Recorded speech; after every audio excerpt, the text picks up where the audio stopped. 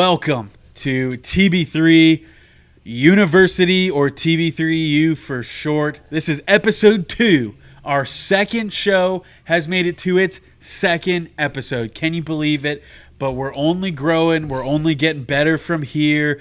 You guys been asking for it. You wanted more college football content. You didn't want the 3-hour episodes. Well, bang, bing, bada boom. You get it. You get it. You get 2 episodes. So happy Thursday for you guys who are listening. College football, man, it is here. Week 0 has come and gone. The mighty have fallen, as some would say.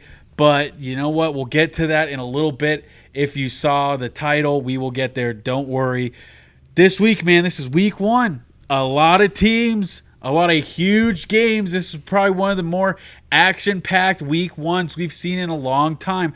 I'd say it gets better every year. I think they purposely make week 1 absolutely packed. They're doing much better. Like, there was a stretch where week 1 used to kind of be a lot of duds. It used to be everybody versus Cream Puff State. I'm so glad that we're having big non-conference matchups now. Yeah, and now, big games. Yeah, big games. But neutral sites. There's nothing like hankering down for a Labor Day weekend and doing nothing but watching football. You get college football, 5 straight days? I mean, there's Thursday, Friday, Saturday, Sunday, Monday. There's a huge Thursday game for sure. Yeah, what is that? It's Minnesota, North Carolina, right? Or something with North Carolina. Something that has to do with Coach Prime. Oh. North Dakota State. Oh, yeah. That's FCS, a good game. Powerhouse. 11-time national champions in the last 11 years, basically. I know they haven't won every year, but they've just about. They've had like 2 5-year streaks of winning the national. It's like 5 in a row, then like 2 playoff losses, and then another 5 in a row. Like, these guys are unreal. Crazy. Against Coach Prime. Oh, that's going to be good. That's going to be it's good. It's personal. Yeah. It's personal. Yeah. So I think let's get into we got a hierarchy here. We are TB3, Tampa Bay 3. We're talking USF Bulls first, and USF opens up their season with Bethune Cookman. Bethune. So they are one of the teams. They have a tough schedule, but they're a little bit of one of those teams that start off with a little bit of a cupcake. But it's on ESPN Plus on Saturday. That is August 31st at 7 p.m. in Raymond James Stadium. I think we might have some correspondents at the game. Your boy will be there. Let's go. We're season ticket holders, guys. We'll be at every game. We're going to be there. You'll have a correspondent at every game, I reckon. So, yeah, nice little soft game to start. So, Joel, I'll bring this to you, Joel. What is one thing you're looking for the USF Bulls in this game? Let's get good defense in this game. Last year, I felt like the offense was always carrying us. So if we can get a good defensive showing, maybe keep the other team under 20 points, I'd love that. I'd love that a lot. Yeah, I would like that too. I'd just like to see you win. You're supposed to beat this team on your schedule. We'll get into a little bit. I mean, there's not too much, guys. It's Bethune Cookman, okay? Not a lot on them. I just want to see you win. Just win. You're supposed to win this game. Don't make it close. Don't give it a game. I know you saw, if you were watching week 0, I think everybody saw there was a multiple upsets and multiple games where it didn't really go the heavily favored favorites way. I know Hawaii was multiple score favorites against Delaware State, which is also at HBCU. And don't get me wrong, USF is miles better than Hawaii, in my opinion. But hey, Delaware State, they had some trouble getting to the game. They had to go in groups, and they still came in, and they made that a game for 3 quarters. Delaware State's jerseys, so good. They're immaculate. So good. They look jerseys. like a custom made, but they're just perfect college football uniforms. Oh, they're beautiful. Beautiful jerseys. I did stay up and watch that game. Okay. That's Midnight good. Start. I will say I'll come clean. I didn't watch much week 0 football. Only a little bit of Georgia Tech FSU. I didn't watch any of the other games. I'm slacking.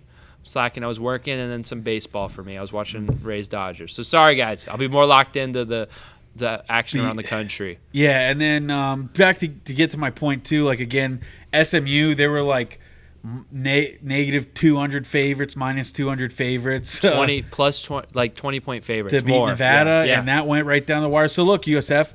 This team is coming in, and they want to beat you. It's their Super Bowl. You have to do your job. You have to win. So that's what I'm looking for. What about you, Colby? And I'm looking for how smooth this USF Bulls team is. I know this is a lot of experience on this team, a lot of starters coming back from last year. I want to see how game ready these guys are. Are we going to see a lot of penalties? Are we going to see any turnovers from the USF Bulls offense? Is this tempo going to be able to work? Any stalling out of offense? Because you really shouldn't. You should be able to move up and down the field at will against this team. Any drop passes, stuff like that, because you got to use this game as a tune-up game, as a game that ramps you guys up, because after this game, it's 5 weeks of a lot of really high-level football teams. This is a tough first-half schedule for USF. This is really the only gimme.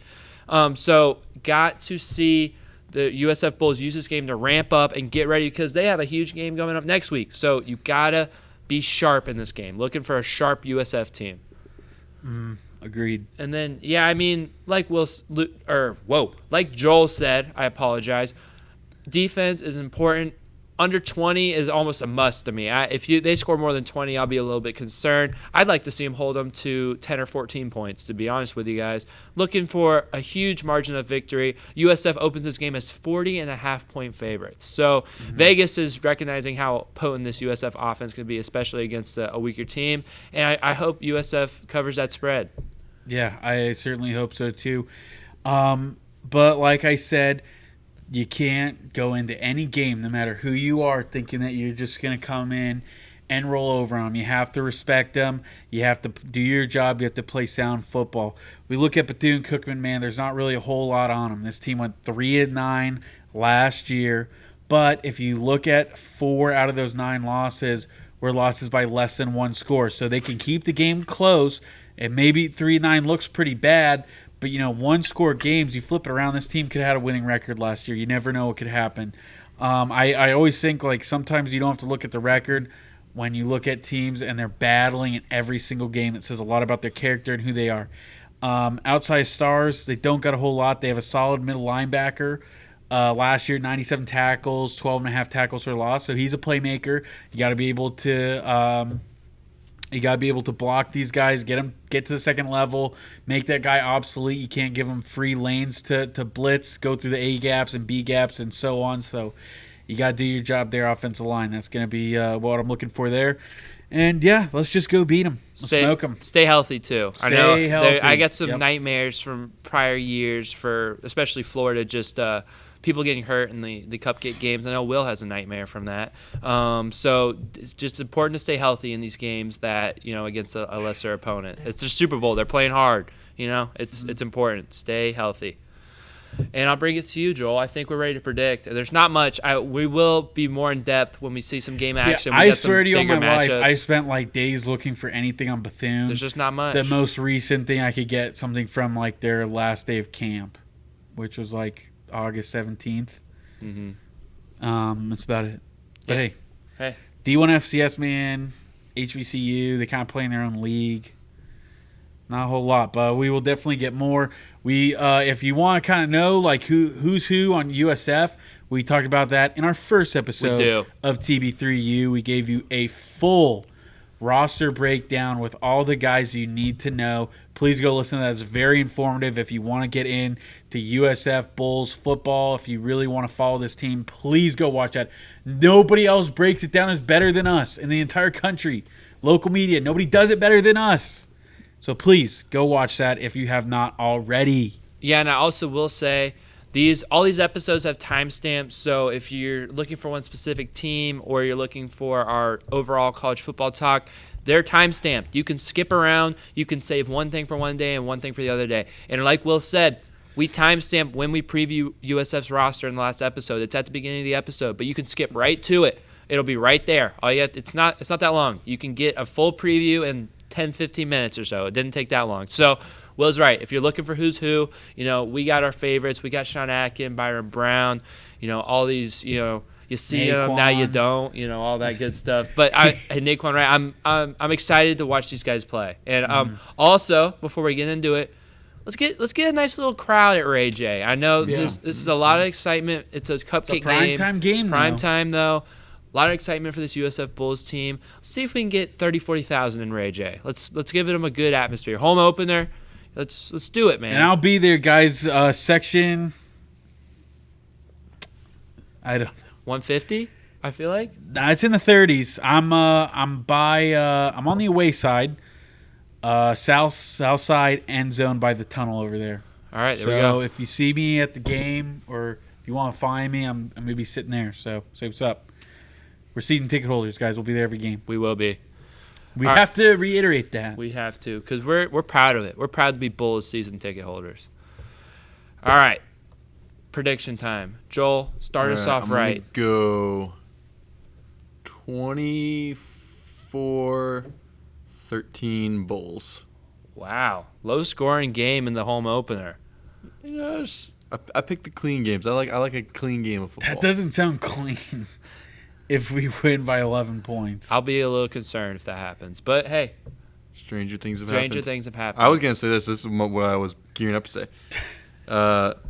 This team, they start off with the Bulls, and then they end with Florida A&M. So they got a Florida sandwich. Nice. There we go. Those are probably the two hardest teams on their schedule. Florida A&M lost their coach. They're the only team I recognize. I'll reiterate. That's all I'll say. That. While they're looking in, I'll give mine. I'm thinking it's a little broader. I'm gonna say USF wins this one, 59-14. Yeah, I like the 14. I think that's exactly what Bethune's going to score. I'm saying 47. 47-14. That sounds just about right to me. So, yeah, that's our USF Bulls talk. And, yeah, go out to Ray J if you have some free time on Saturday. Tickets are cheap. Support the Bulls. Get in on the Bulls bandwagon right now. It's about to get real in the next few weeks after this one, and we're excited to cover them. So, we'll go to the next team, a team that might have the biggest Week 1 game on the slate, a team looking for a huge bounce-back season, and that would be your Florida Gators. They are playing Miami in Ben Hill Griffin at the Swamp in Gainesville at 3:30 p.m. on ABC for Week 1. So this is a big game. Two Florida teams, two teams that have not lived up to the name that they built for themselves in the past in these recent years. And like any good game, this game is going to come down to quarterback play. More specifically, Cam Ward, who is the transfer from Washington State. He is the new Miami Hurricanes quarterback. And there's some notes you can have just on him. So to know about Cam Ward, if you didn't watch a lot of Pac-12 After Dark last year and you're a Gator fan, he's a dual-threat quarterback. He can throw the ball at a high level on the move, and he can run. He one of the better quarterbacks on the transfer portal market. He is very old, so we shall see. But Cam Ward is a turnover-prone quarterback. Last season, he had 7 interceptions thrown and 14 fumbles. So, you're in the Swamp. It's afternoon energy, electric crowd. Billy Napier said 93,000. I have never seen 93,000 in the Swamp, so that'll be crazy. And then last year, another note, Cam Ward, who led the Washington State team. Washington State did not win a road game that was a conference opponent all year. And Cam Ward on the season completed less than 50% of his passes that he threw when he was under pressure. So getting pressure on the quarterback, whether it's by blitzing or from that front four, that should be a lot improved for the Florida Gators with Justice Boone coming back, is very important. Want to see maybe Justice Boone get in there, Cam Jackson, Joey Slack, the transfer from Air Force. I think. No, it was Penn. Yeah, Penn, you're right. Air Force was offensive lineman. We're getting them mixed up, but want to see some pressure on the quarterback. On the other side, the offensive tackle position for the Gators is, a familiar face in Damian George, but familiar for the wrong things because he did not play at a very high level last year. Looking for some improvement from him. He's looking like he's going to start on one side, and then the other guy we got from San Diego State, Crenshaw. I had it. It's fine. Offensive tackles, they need to be able to keep Graham Mertz upright. He's a good passer in the pocket, and it's important that we keep him clean in that pocket so the offense can move. It's important in this game that the Gators run. They win the rushing battle. Rushing is a huge part of Billy Napier's offense. And likewise, on the flip side, defensively, last year, the Gators' defense was one of the worst teams in Gators history at stopping the run game. The Miami Hurricanes have Damian Martinez, the Oregon State transfer at running back. He is a very, very solid running back. They're going to look to establish him early. So the Gators have to be able to get some running holes. Hopefully Montrell Johnson plays. He's been banged up, but if not, that is even more emphasis on the offensive line to make space for Jaden Baugh, for anyone else. So that's important. And they got to stop the run too. Another important thing is they have to come out clean. Last year, you look at their opening game at Utah with on the road on a Thursday night.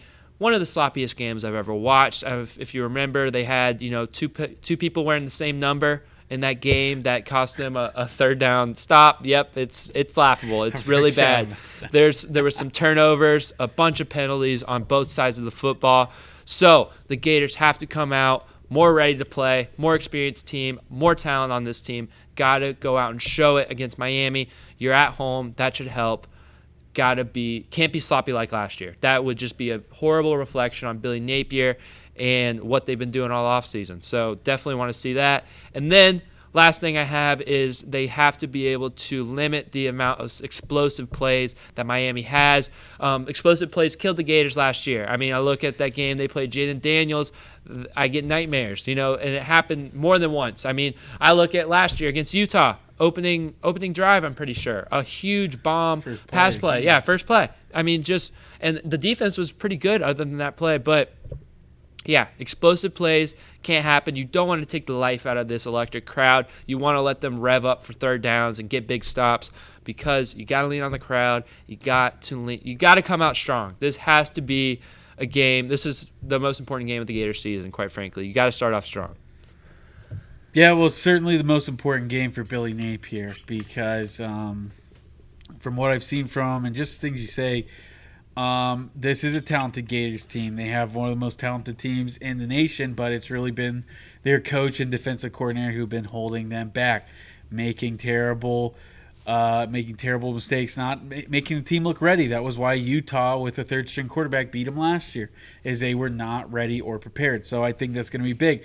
On the other hand, you have Miami's head coach, Cristobal there.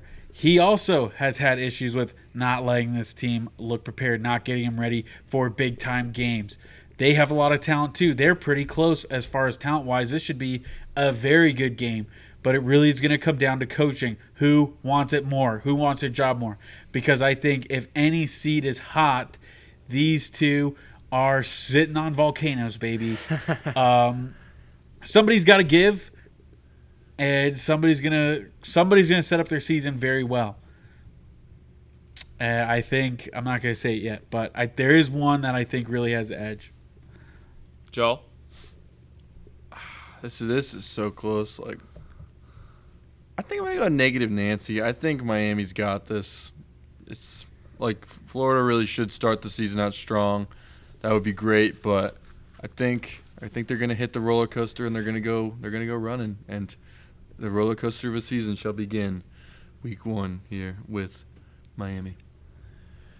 Yeah, I think what Will mentioned and hopefully what won't happen for a Miami win that Joel is predicting is, I mean, it's both these teams, they're on high alert. This is an important game. I think it's pretty well known by the players, by the coaches, by the fan base, all of them. Everyone knows this is a huge game. In-state rivals, teams that are fighting for players, recruiting, transfer portal wise, teams that have really last year had very disappointing seasons. Both teams were ranked at one point, had just miserable, embarrassing losses. I mean, I think of Miami versus Georgia Tech. I mean, I think of Florida versus Arkansas. These are games that both teams absolutely should have won, and they were not able to pull out, and it just, tainted their whole season.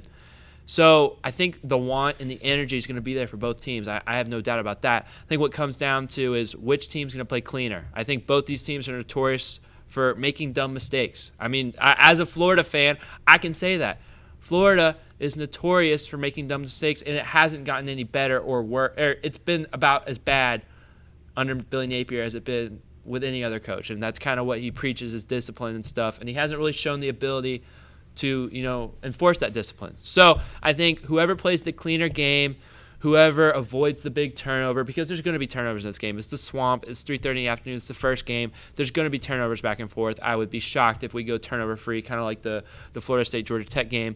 There's going to be big plays back and forth, but who can play a cleaner game? Who can avoid the drop? Who can avoid the roughing the passer penalty? Who can, anything like that? Blunder. Yeah, anything like that. Who can, who can not hand the ball off when all you have to do is take a knee and win? Stuff like that. Just it really no is. Shoe throwing. Exactly. No, whoever's going to not make that mistake is going to show their fan base, at least for a week, that this could be a different team. This could be a more disciplined. This could be a team that is going to finally break through and have some success under their current head coach. And the other team's going to be left in a situation where it's like, man, this might be another wasted year, and this might be time to start, plotting out coaches. Unfortunately, it is a do or die game for both these programs. Mm-hmm. We ready to predict? Any insights or thoughts, Will, as far as actual game? Just any matchups, thoughts on the.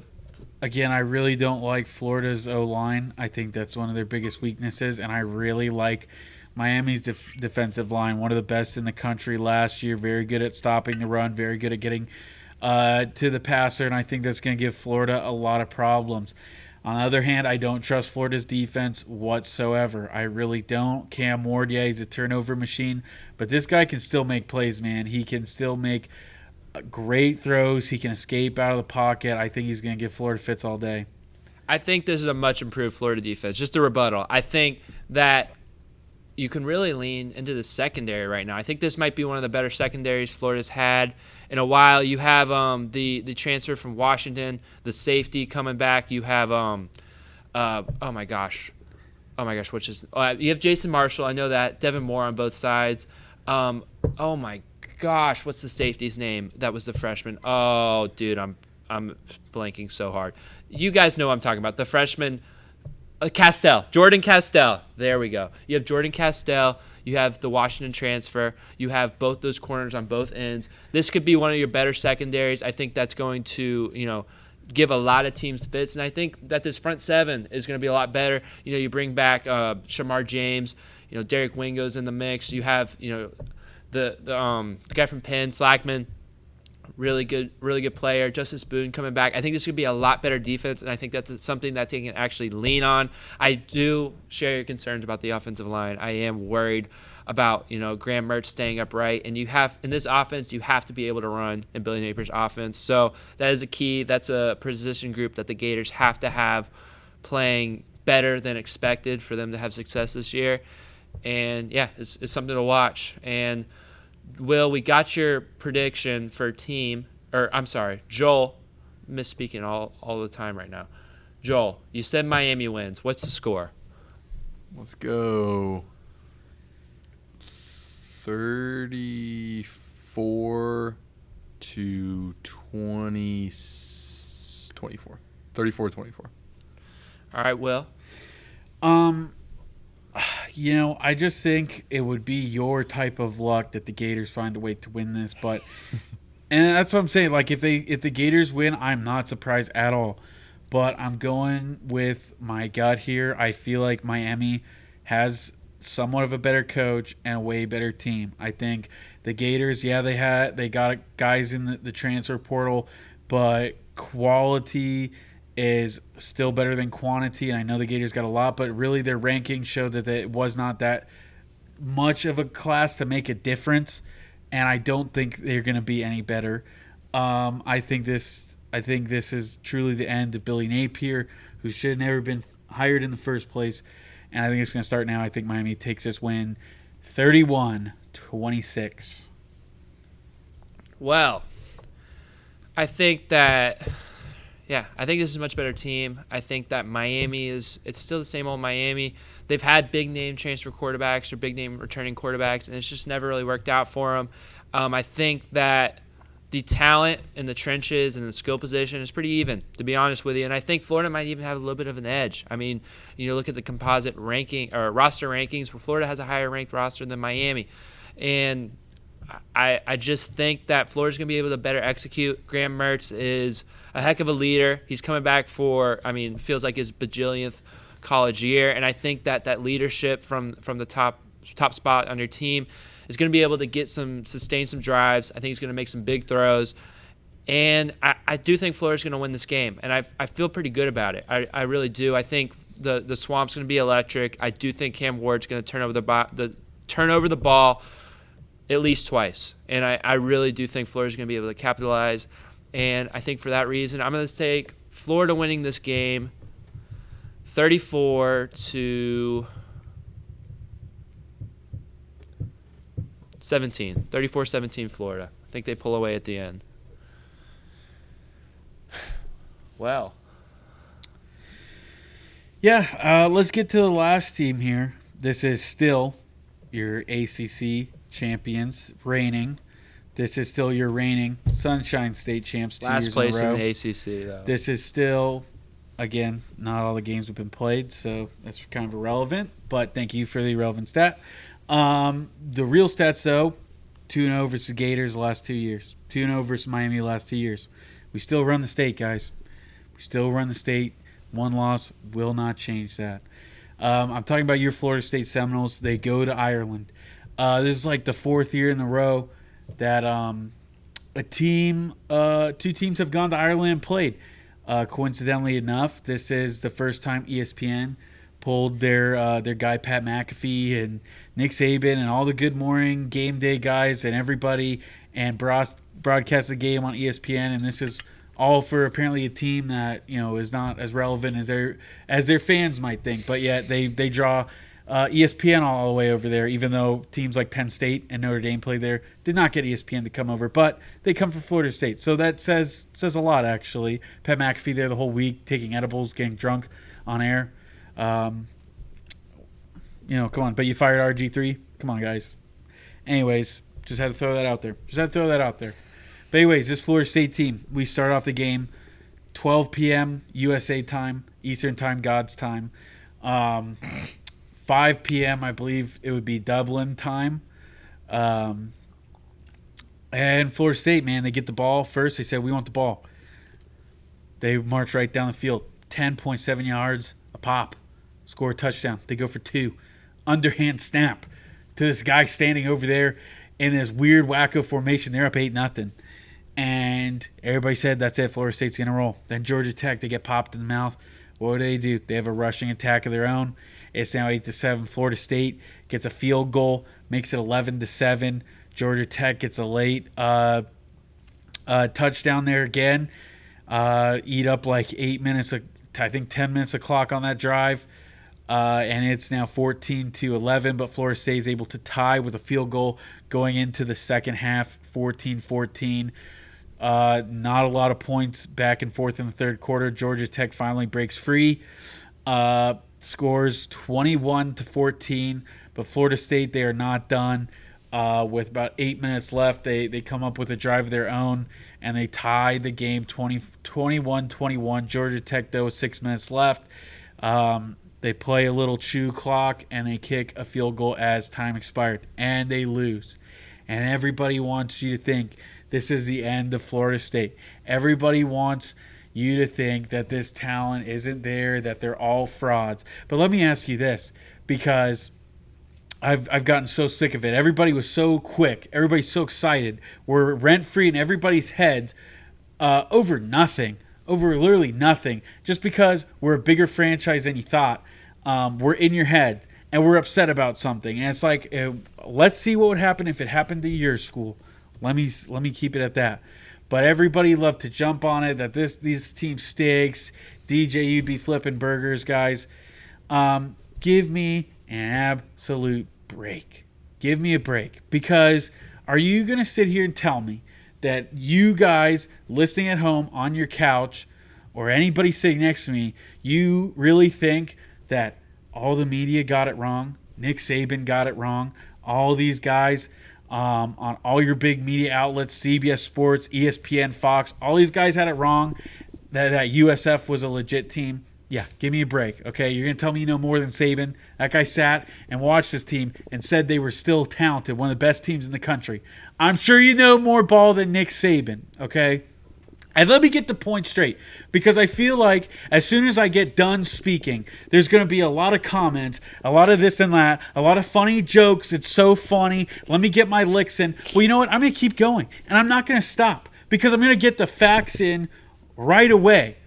I will not hear anything bad about DJU. I will not.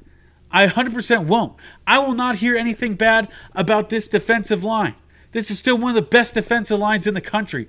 I will not hear about how Florida State is a fraud. They are not. To put it plain and simply, this was the worst game coached by head coach Mike Norvell. The absolute worst. The absolute worst. And let me give you some examples. Let's start with the offense. Beautiful first drive, but then absolutely nothing after that. What are we doing? What in the world are we doing? We made it so obvious what we were doing. The running game was working. They were mixing up some plays. But then after that, it was 3 plays. It was all we were doing. Inside zone twice and a pass on 3rd and long.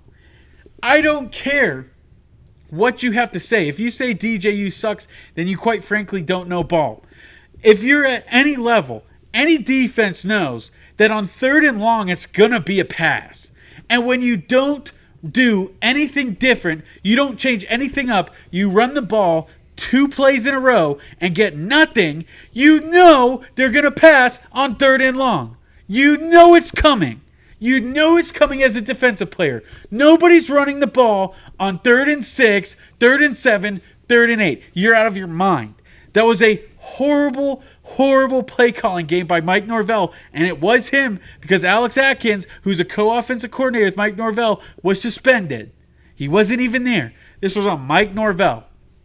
And I think you bring in DJ Uyunglele, you bring this cat in, you get these receivers, these transfers, Malik Benson from Alabama, who played pretty decent. You bring this guy from LSU. You got a bunch of returning stars, Kentron Portier, Ja'Kai Douglas, a lot of guys who have been in this system or have been in other good places, and you don't let them throw the ball deep. You don't give him any routes. You don't let him try to beat this team with his arm. I mean, goodness sakes, it wasn't DJU's fault. They had one opportunity to throw the ball deep, okay? And I don't want to hear about how he can't throw the ball deep. He had one shot.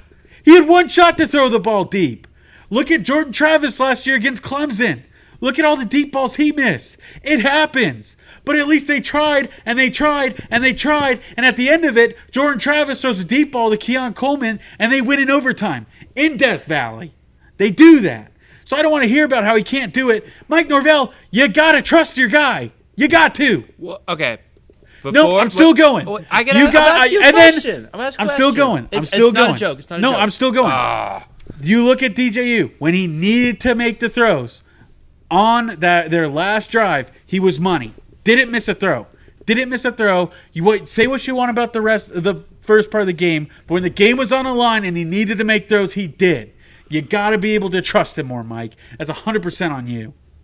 Okay, my only thing is, why is there not a trust in DJU? I mean, because bad play calling. Yeah, but why would he not let him throw the ball down the field unless he was worried about the fact that he was going to turn the ball over too much? I mean, because you got to take that risk at some point. Well, you're in a tie game against Georgia Tech. You got to take the risk.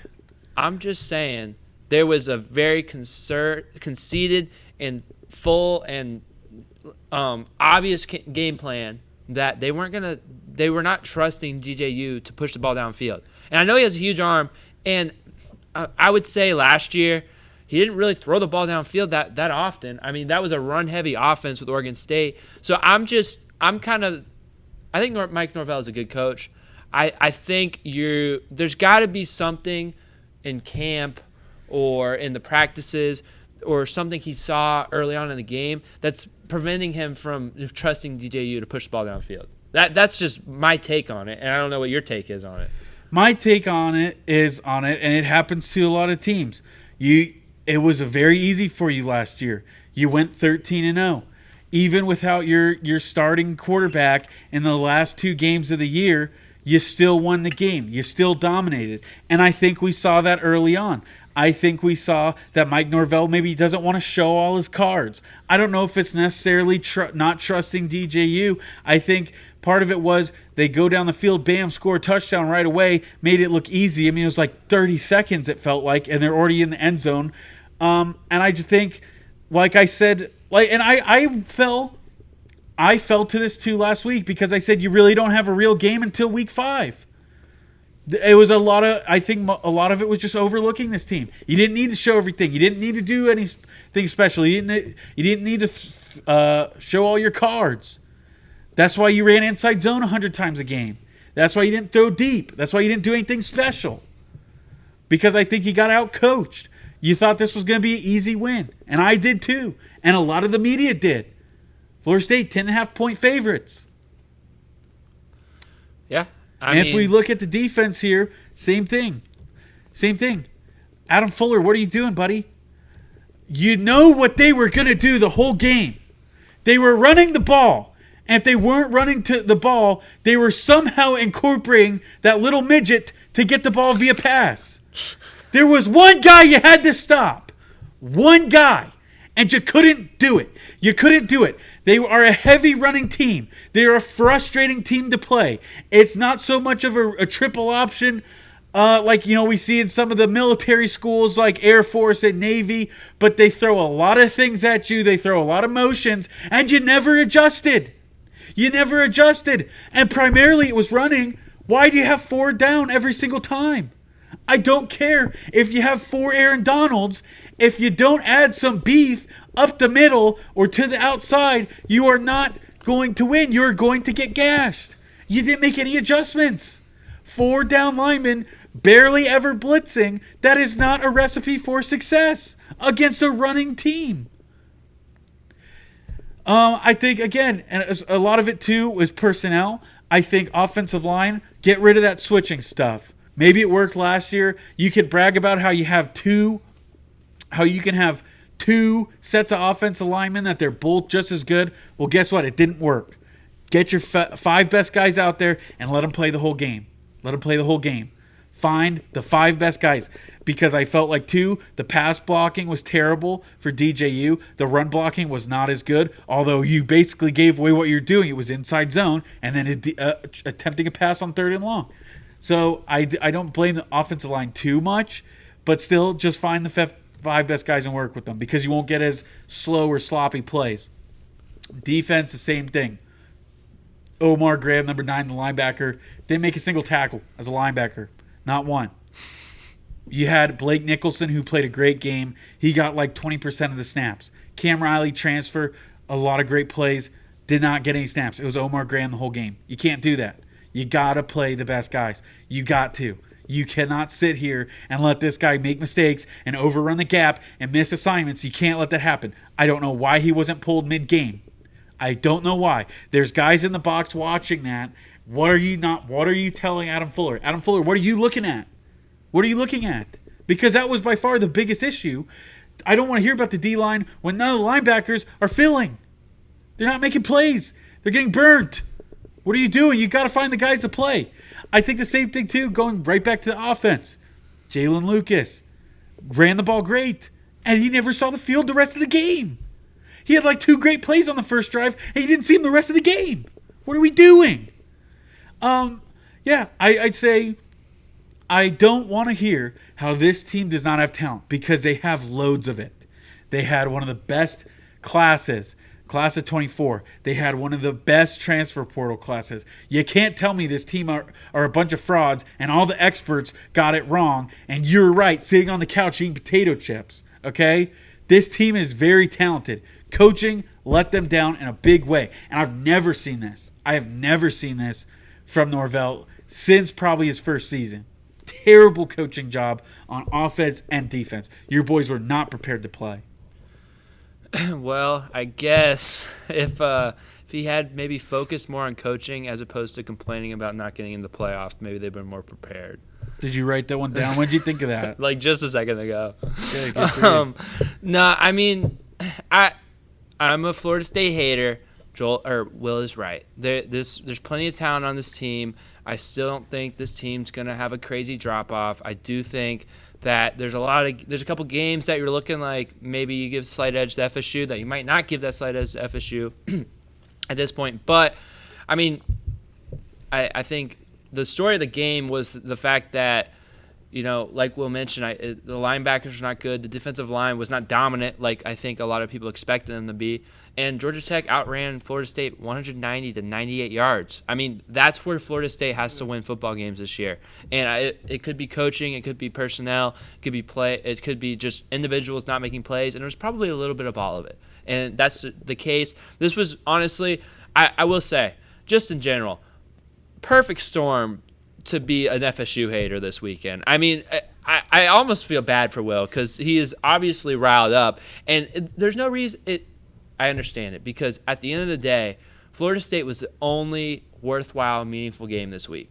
You had College Game Day there. You had all the eyes on it because people love to watch football. Football's back. You got a big game, and it's the only game on, so everyone's watching. That's number one. Then you go number two, and Florida State had, one of the biggest, controversial moments in college football history. I mean, at least in recent history last year. They're coming straight off of that. Undefeated, did not make the playoffs. Whatever you feel about that is whatever. That's number two. And then just to lose in a fashion where the game was tight the whole time. So people were locked in and watching the whole time.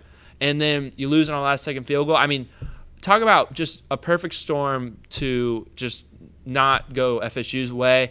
I don't think they're done by any means. Obviously, it's ACC, still have a pretty doable schedule in front of you. And, yeah, but it's just not a good showing from FSU in the trenches. I think I will say Georgia Tech's probably a little bit better than what people were giving credit for. I was saying Georgia Tech was going to cover, and I was more saying that not to discredit Georgia Tech, but to give FSU credit for them beating a pretty good team. And I think they're going to be a good team, and they might be a top 25 caliber team for the rest of the season. We don't know. I like their coach. He seems like a pretty cool dude. But, yeah, I think it's a perfect storm of what could go wrong for FSU this weekend, unfortunately, for Will. And Joel, what are you thinking? My biggest takeaway from the game is we just could not stop the run. Like, every time I looked up, it seemed like Georgia was ripping off a super long run. And this was a game that Florida State could have won.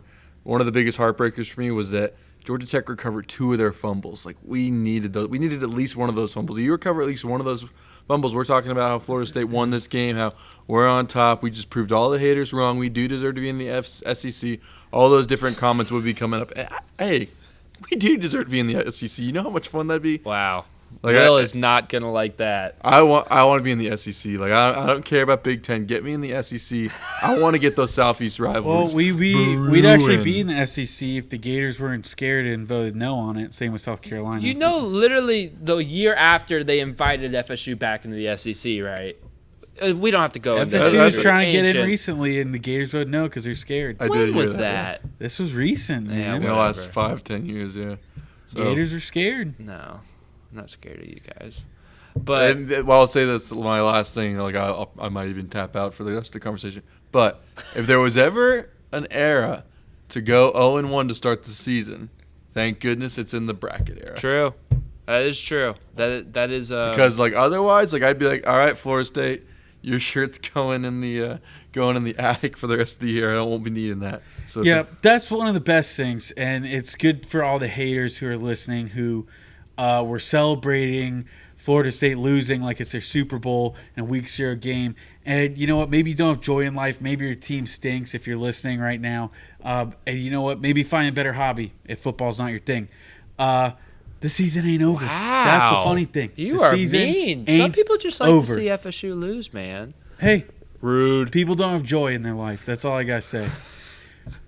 FSU ain't done. We could still go to the conference and still win, and we're automatically in. But, you make an interesting point, Colby, of, maybe Georgia Tech's better than we thought. That would be a perfect world if we looked at the ACC like a normal conference, and maybe some of these losses aren't as bad as you think. But when all you do is say that the ACC sucks, then this loss comes into question when Florida State could be 10-2 or 9-3, and then we'll have to hear about the same old Ole Miss team that never wins any big games every single year, why they deserve it more because they have quality losses, or Penn State who plays in the Big Ten, and there's literally one team you have to beat and you'd be the king of that conference, but you can't do it every year. That's what we get. It's not a perfect world. But I like the energy. Maybe Georgia Tech's better than we thought. Maybe they're a better team. We'll see. We'll see how their season goes. Hey, we'll see. I do think They did score a lot of touchdowns. I did notice that. Like I love that Florida State went for 2 to start. Like I just love when teams do that. But was it at least the first 3 times they scored on the board, it was touchdowns, right? Yeah. Yeah. Yeah, they converted in the red zone. Yeah. They were one of the best rushing teams in the country last year. Yeah, it was like 3rd overall, right? I think. First in the ACC. Yeah, I think 3rd. 3rd in the FBS. Yeah, I mean, there's nothing more else to say. Which again goes to game plan, because again, Yeah. this was a rushing team. Haynes King is not a good quarterback, believe it or not. He's not. And you didn't do anything to adjust the whole game against a rushing team. I really don't understand. And especially with a lot of those option plays and the stuff they were doing. I mean, I played college ball. I played 5 years of it, believe it or not. And I played teams like Georgia Tech. And we would sit there. We'd sit there in meetings. And there would be times where it would be, we'd go around the room on this formation. Who do you have? Somebody's got dive. Somebody's got the dump. Somebody's got the quarterback. And we would go through it as a unit. Who do you have on this specific play? And there was times where we weren't following our assignments and we lost. And there was times where we ran it to perfection and we won. We won some games in college. And I watched that game and I really don't know how you look that unprepared, how you miss that many assignments. Again, especially with like the read option where that quarterback had the outside every time. Where is the contain? Where was it? That shouldn't happen. There should have been somebody on the quarterback because, again, that's what they run. Looking back on film, I had a lot of time to think about this game. I went on a darkness retreat, and I did nothing. But I thought about this game. And I just cannot emphasize to you enough how bad of a coaching job it is. We were going 2 deep safeties for like 90% of the game. Yeah, that's crazy. Against a running team, what are we doing? Adam Fuller. And I look back, and we've talked about this over and over last year on the show, if you were listening. Florida State averaged 4 points in the second half in the regular season. 4. They were absolutely lethal in the second half because they made adjustments. Jaden Daniels, the Heisman quarterback, they completely shut him down in the second half. He had 1 touchdown in garbage time after it was 45-17. You look at all of their games where it was close, and then they just laid their foot on the gas, and it was over. It was over because the defense was so good. And maybe they don't have the same caliber guys. They lost a lot of guys. But where's the coaching adjustments? You don't have to be the best defense in the world. You don't have to be the best defense like you were last year. But you need to sure as heck coach them. You need to make adjustments. You need to set these guys up for success. And you didn't do that. All right, and as we move forward, I think we've gotten our licks in this game. I think it's week 0. Wait, There's a lot of football, yeah. Georgia ate so much time off the clock playing Yes. offense. Like there had to have been some way to break that up a little bit. You got to get off the field, man. Final Yeah. 6:33 in the game was Georgia Tech on offense. Got to be able to get it off the field. And like Will said, that's where you need your defensive coordinator to, send an exotic blitz, send something to make a play. You got to be able to make an adjustment and not let them just cruise and run down the field. That's a funny point too, Joel. Even that last drive, I'm cutting back a little bit with the fumbles. They get there, that fumble happens, and it's like third and 12. They're basically out of field goal range. Then they run that screen pass to get right back into it. There's nobody there. They weren't even lined. They didn't even have the same amount of guys lined up on that side as the receivers. Again, just poor coaching, poor execution. Yeah, but as we look ahead, Will and Joel, but what are we looking for in this Florida State-Boston College game, which is on Monday night at 7? Yes, At 7 Labor Day. in Doak Campbell. I might be there, might not. Who knows? You're looking at Castellanos, the quarterback. He is very elusive. You got Trayshawn Ward. That's the same guy that was there last year. Same guy last year. Trayshawn Ward, former Florida State running back, actually. They have a decent team. They went 6-6. They smoked SMU in their Fenway Bowl. They do have a new coach, however. So it's going to be interesting to see how they adjust there. But this is no sleeper team, and it's going to be the same thing. They are going to run the ball a lot. They are going to scramble a lot. And it happened with Florida State. And I think Boston College was kind of the same thing. kind of the same traits I see from last year's team as I did with this game on Saturday. Is Florida State got a bit of a lead, and they let their foot off the gas. And all of a sudden, Boston College was right back in that game. Made it very uncomfortable for Florida State. You can't do that this week. You cannot. This team will beat you if you come out with a sorry game plan and I don't care attitude. You have to go in and you have to play with your hair on fire because this team has the capability to beat you. But believe it or not, for all the haters listening, let me just hit you with this. Florida State loses, they're still 17-point favorites this week. So what does that tell you? That Boston College is not that good. That they still believe in Florida State. Yeah, I think the margin for error is not as big for Florida State. You can't do some of the things that the team did last year because that team was uber talented, especially when they had Jordan Travis at quarterback. So I think you just have to see. If I'm an FSU fan, but looking for more explosive plays on both sides of the ball. You got to force a turnover in this game. Got to come up with, a couple more sacks and stuff like that. And then, a couple more big plays, especially passing. I think you want to see DJU get a couple more shots, like Will mentioned, to, push the ball downfield because he did a good job of it in that last drive. And you want to see him get the opportunity because he has a massive arm. He has all the upside and the potential in the world. Or Joel? Just gotta keep him out of the end zone. Keep him to some field goals. Make him punt a couple more times in this game. And Florida State's got this all day, every day. All right. Let me think. Keep him under like 20 points. Like I think they could win easy. All right, I'll go with my prediction. I think Florida State will bounce back, but again, I think they won't cover, and I'm gonna say that Florida State wins this one 27-13.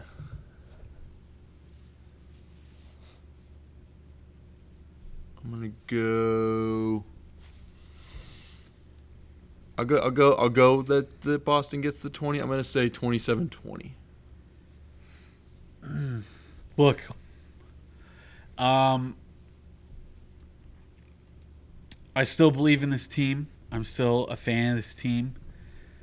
It was not a fun weekend. It was not a fun loss, but there's some good takeaways, man. There's some good takeaways that Florida State is the center of the universe. Whether people don't want to think that, everybody couldn't get FSU out of anybody's mouth this weekend. That's for sure. Had ESPN, all of them went over there for a team that's apparently irrelevant. They're not with the big dogs. They're not a blue blood, this and that. But you sure got ESPN over there. Sure got them to come talk about the game. Sure had everybody watching. And as bad as that team played, as bad as they played, because I still don't think that Georgia Tech played as good as Florida State playing as bad as they did. I still don't. Bad coaching, a lot of bad plays, a lot of mistakes. But at the end of the day, that team lost by a field goal.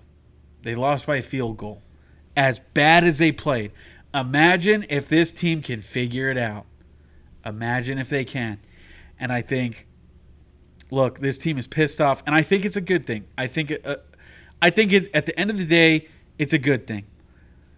I know, and I'm just a fan. I'm just a fan of this team. I felt like I've been cursed. I felt like it's been a curse. I had a bad taste in my mouth, and it just doesn't seem to get better. You see Jordan Travis go down in a meaningless cupcake game. You get snubbed from the postseason, and that's you get a setup bowl game where a lot of your guys don't play. You have a bunch of walk-ons and backups playing against Carson Beck. And one of their gym rat gritty receivers, there's a bunch of them, Lad McConkey, all those guys playing in the game. You get set up in that bowl game, and then you get nothing. You get nothing but bad FSU basketball, FSU baseball. Hey, they're doing good. They started 21-0. Woo, woo. Bad. The dude definitely swung. Tennessee definitely swung on strike 2, but they say he checked swing, even though it was still in the zone. And Florida State loses. Just bad to worse. And, it's just a long offseason. I get to this game, and I'm disappointed. It stinks. It just makes it feel worse because you get all that stuff from the past year and a half, just all right back. But I know a lot of those guys are feeling the same way. Feeling like I have to prove the haters wrong. We have to win this game. So everybody shuts up. Everybody gets off our back. Or all everybody thinks about. Everybody wants to see us lose. Everybody hates us. And I think the pressure got to a lot of people. I think it did. I think it got to Coach Norvell. How do you coach a team?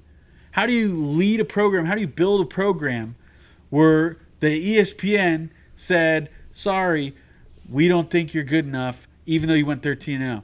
Your wins don't matter at that point. And so I think it got to this team. But at the end of the day, I think this loss is better because now you don't have anybody. You don't have anybody hating on you. You don't have the media on your back. You don't have all this pressure. Now you just have to just do your job. Do your job and try to win. You don't have all that attention anymore. It's done. There you go. Now just focus on game after game, and let's get back into this thing. With that being said, I think Florida State plays angry. They're playing in Doak, the loudest stadium in Florida, the best fans in Florida, the most energy in Florida. It's a night game. No, that's not and true, Doak, man. Joel can back me up. There's nothing He like hasn't been it. to the swamp. I have. When? I went with Will last year. You haven't been to the swamp. You can't compare. It's not as good. Yeah, it's better. They couldn't even. You're right. It's better. I would have to go. The with, like, band Tim was Tebow the era band was than that. outperforming the fans sing Tom Petty, and I thought that was like a national tradition or something. But you could hear the war chant still going on. You wouldn't hear "Won't Back Down" over the war chant in Doak. You wouldn't hear that. You have actually in the past. I've heard it, but whatever. Yeah, fine, whatever. Best fans in the state, Uh-huh. best stadium, best atmosphere. You can't beat it. Florida State is going to beat Boston College. I actually like that 27. That 27 is a good number. I think they win 27-18. All right. Dang, I had the highest point spread. So we are college football enthusiasts, so we will kind of talk about all the big games around the country because we love talking college football, and we'll do a little bit of rapid fire. So I'm picking and choosing some of the games that I think are biggest, and I'll start Thursday night. A couple big games at 8 p.m. I'll start with North Carolina at Minnesota on Fox. Any thoughts? PJ Fleck sucks. North Carolina's going to win that game easily. Is the head coach still at Michigan? This is North Carolina and Minnesota. Oh, I misheard. Yeah, North Carolina. Mac Give me Brown's also not that good, too. Give me Minnesota at home. Give me them. And then the big game we mentioned before, the FCS powerhouse going into Coach Prime's Playhouse, and it's North Dakota State versus Colorado, 8 p.m. ESPN. Colorado's gonna find their steps again. We're going Colorado. Yeah, everybody hates on Colorado for no reason. I like Coach Prime. I think you're not gonna beat Shadur. Give me Colorado big. Yeah, Colorado wins and they cover too. I'm with you on that one. And as we go Friday night, TCU at Stanford. I mean, gotta go with the Christians. Christians gonna win it. TCU. Yeah. For the people who don't know it, give me Stanford as at home. TCU, I feel like it's fallen off fully. Give me TCU.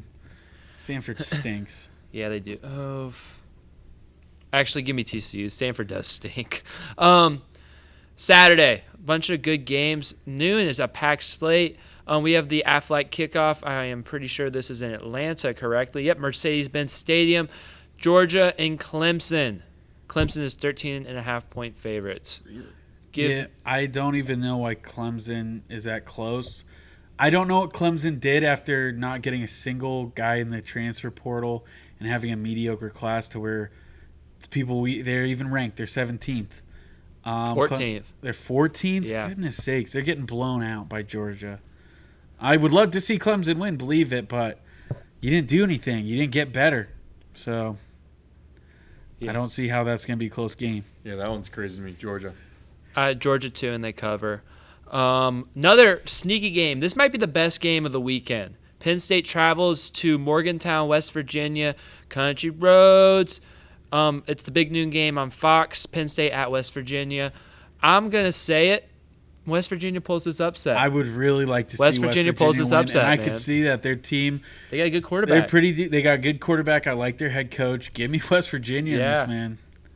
I gotta go with my hometown. Gotta go Pitt. All right, it's Penn State, Penn but State. Pitt, yeah. Eh, Same okay, thing, my close enough. I think my grandma went there. All right, I'll take Your it. grandma went to Penn State. Yeah, Let's I go. think, yeah. Let's go. Pennsylvania. Yeah. My home. It's close enough.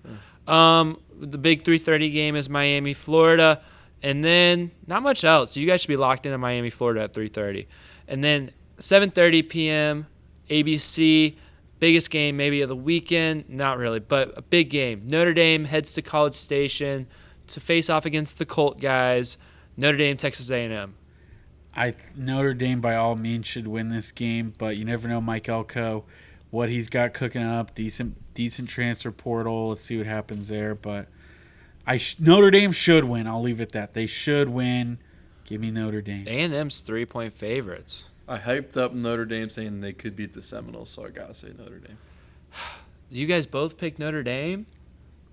They should win. I'm gonna roll with the ACC. I'm SEC. kind of surprised that the Texas A&M's favorite. But They're loving the home crowd. People love Connor. That's People love so Connor overrated. Just because Weigman. you have a big stadium doesn't mean you're the best crowd. They're not the best crowd, but they are loud. They have a lot of fans in there. They're worse than Mormons, man. No offense, Mormons. No offense. All offense. Texas to A&M Mormons. is a whole different religion, and they're somehow worse. Worse than Scientologists. How about that? There you go. No, we can stick with the Mormons. Anyways, I'm gonna take Texas A&M. You both took Notre Dame. I'm gonna take Texas A&M. Go, give me the SEC team. Sunday, another big game. Vegas. Are we playing in Allegiant? Yes, we are. USC versus LSU in Vegas. Give me LSU. USC is overrated. Yeah, I want to take LSU as well, but if you look at their last 6 years in opening games, they're 1-5. That includes Brian Kelly and Ed Ogeron. So I wouldn't be surprised if USC comes out and beats them, but I think LSU is just a better team. So I'll go LSU. But keep in mind of that stat if they lose. Keep in mind, you know who said it. I'll break it. I'll go USC. All right. The Vegas thing is the only thing that concerns me about LSU winning. Neutral site games, LSU, last 2 years has not gone good. And it's West Wonder who they Coast, so played. it should be, in theory, more USC fans, but I bet it'll still be more LSU fans because USC fans stink and they don't show up. But yeah, that's all we got. That's all the big games we predicted. So thank you guys for tuning in to TB3 University episode 2. Comment down below, is Will right? Is FSU going to be fine, or are they eliminated from playoff contention? You guys let us know your thoughts down below. Also, let us know if you guys will be attending a USF Bulls game this year, and we hope your answer is yes. Thank you guys for watching. Sit down, put your feet up, get on the couch, and watch some college football this weekend. We made it. I'm so happy, and go Bulls. Good night.